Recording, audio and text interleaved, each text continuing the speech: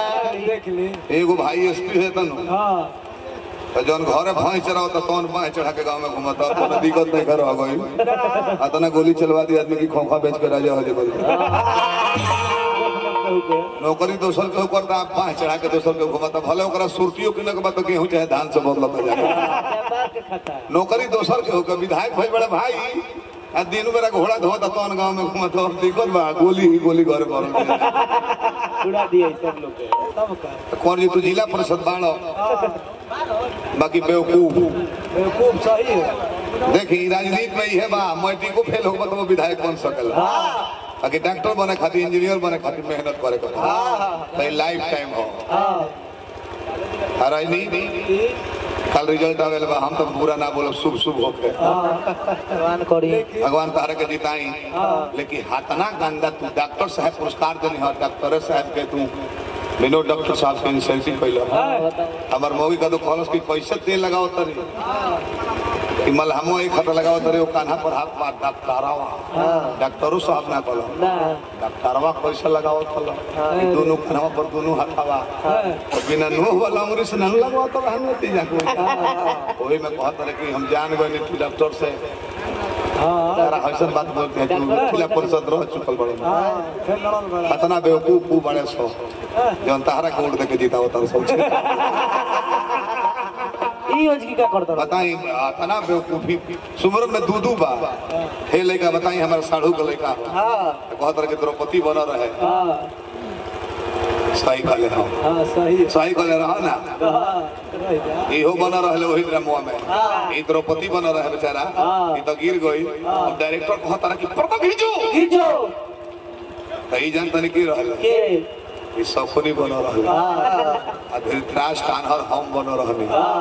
बैठा रहे जीव पर्दा खिंचाई ई तो देह खींचत रहे ने ओने हम आनहर करू हमरा लौकत था पीछे हम आई लौकत नहीं जो हम कन के हित सकुन दी अपनी के रूल में टाइम में चले आवो दूसरा रूल कोई जाओ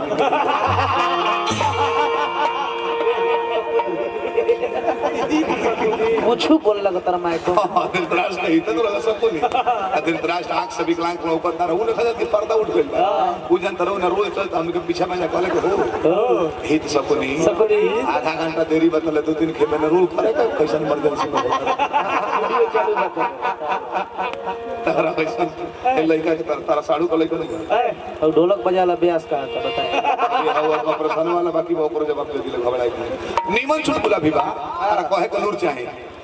इनकर भाई एगो बेचारू गुजर गइले बड़ी सीधा साधा रहले आ इनके गांव के एक जना हमें जाने की माने वो तना धन क्षेत्र में कमे लोग बा तो उनकर तबीयत खराब रहे डॉक्टर साहब आ बेचारू कोमा में चल गए कोमा माने जानते माने जीवन मरण के बीच के टाइम के कोमा तो इनकर बड़कू भाई सीधा साधा हो उनका से गांव के एक आदमी जाके खाले के सुनता रहो भाई फलानिया कोमा में चल गईले तो सीधा साधा वो कहता के चुप रह पैसा वाला बाड़े सो वहीं चल जाए मौका बुझल कि अमेरिका नहीं और कोनो सुंदर जगह के नाम हो कोमा कहता रहे अरे पैसा वाला बाड़े सो काफी पैसा बा वहीं चल जाए सब के रोकता तारा नीमन चुटकुला तो याद नहीं है आई रखले बड़े एगो मकरध्वज संगमों को ढाल बजाता ई बेचारा जीवन में पनीर खइले ना रह जाए एगो खइले एगो आरा में पनीर पकौड़ा से नाश्ता करावल हम पूछने मकरध्वज पनीर पकौड़ा कैसा रहो कैसा ई तो बेचारा खइले ना रहल मतलब दे जी स्वाद बढ़िया रहल हां कि सरवा पिया बड़े बड़े रहल हम गनी के जान गनी के पनीरवा फेंक देले बा खाली बेसन चबले बा तू जला से तू बिया अंतिम पद कहलो ओकरे रहे तो गिरिधी सिद्धि पद पदन पीना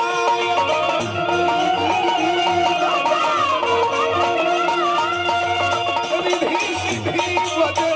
पदन पीना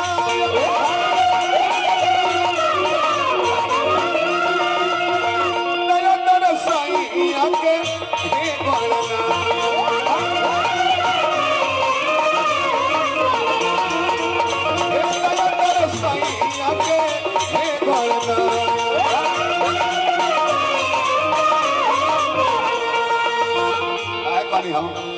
रौरा के पूजले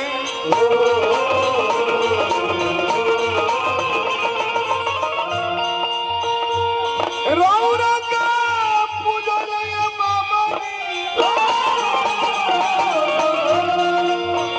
रौरा के पूजले गिरिजी गोसाई आई देवता आई आके लाज के बचा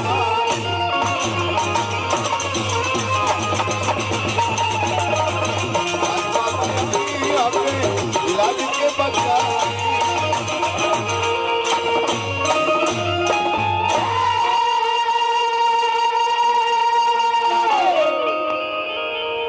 एमआर साहब गैस के दवाई में मत लेना गैस के बेवकूफ बड़ो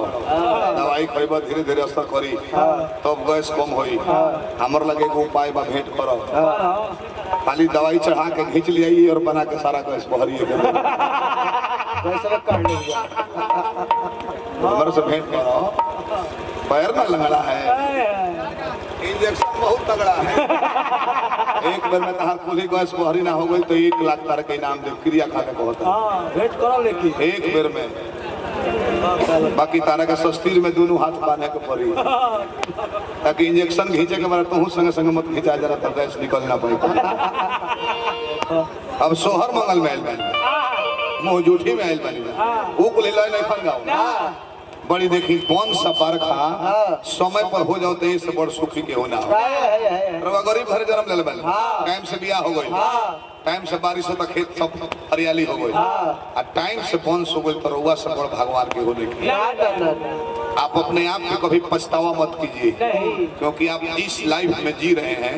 वैसी जिंदगी किसी की सपना है गरीबी तहरा तब लोग जब रांची जो साया ब्लाउज नहीं खेलो पहनती पुराना साड़ी वही में देख लपेट के तोप के दिन भर जंगल में लकड़ी कटाता और साझी कर बेचाई तो भोजन बना आज जानवर के जीवन बहुत को जिया था जरा शिक्षा से भेंट नहीं खे आदिवासी के जाके देखी हमने के तनी भर तकलीफ होता बेचैनी होता कि बाप रे बाप बड़ी दुख में बनी रामो जी से बड़का बड़ा राज होके जाता रहे अपन में भेजा गई तले मेहरारू को हरण हो गए उनका दुख न पड़ रहे दुख के बेरा सहन शक्ति बहुत जरूरी हो पूछो के लूर नहीं खे तो टाइम खराब चलता चुप हो जा पॉलिश गाड़ी ले बड़ा फॉर्च्यूनर ले बड़ा खाली 80 के स्पीड में 100 पर चलेगो रोड बाउर आ जाओ तो स्पीड कम कर लो आराम से हिला लो ना तो कस के टपई बस सस्पेंशन फंस जाए तो मालिक 4 फीट मरबो करी के ड्राइवर है कि तो ड्राइवर का दूसरा चीज है इसे रोड के मुताबिक गाड़ी के स्पीड को जरा वही समस्या के मुताबिक इंसान के अपन स्पीड घाटा बढ़ा दे निमन मत बताओ दूर नहीं क्या ना लड़का गिर ले इनका के उठाओ तो खूंटियों को बरले चलिए ये जाने ला ये खाली फालतू